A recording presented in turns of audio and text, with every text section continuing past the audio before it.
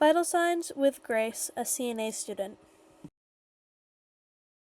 So as seen here, there are 5 different places that you can take a temperature: the forehead, eardrum, mouth or oral, armpit, or also known as auxiliary, and rectal. So each different place that you could take a temperature has different ranges and will have different normals. So the most common one is oral, which its normal is 98.6.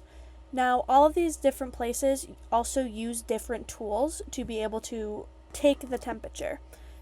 In this video, I only show how to take a forehead and an oral or mouth reading. So this one's just for the forehead. So you take it, you just hold it to the forehead and click, and then that's your temperature. What is that? So this one is for the temporal lobe.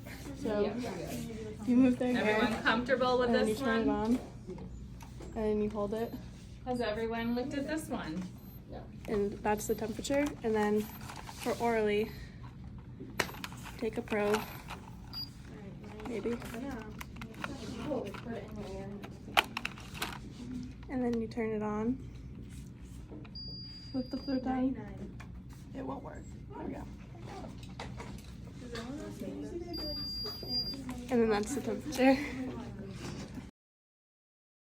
So when you take a blood pressure, you need your blood pressure cuff, and this tells you like which arm that you're doing. That's like where the artery should line up.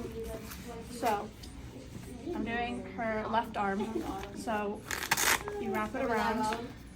And get a little closer. And then you want to make sure that was the wrong thing that it's up and over like the crease in her arm.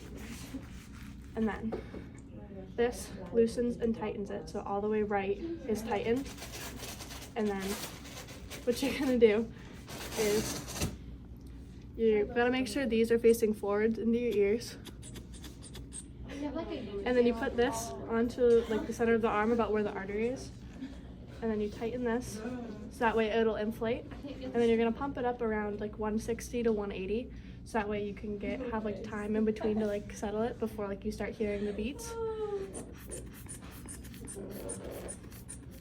And then you're gonna slowly release it.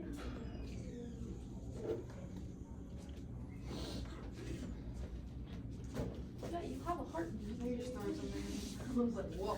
Be careful, Peyton. Okay, come here.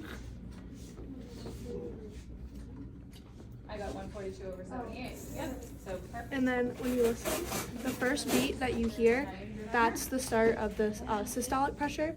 So that's what the top number is, and then like it will keep beating, and then the last beat that you hear, that's your diastolic pressure. So when I just took hers, I heard about like 108 over like 62, which is in the normal range. So doing great. And that's how you take a blood pressure.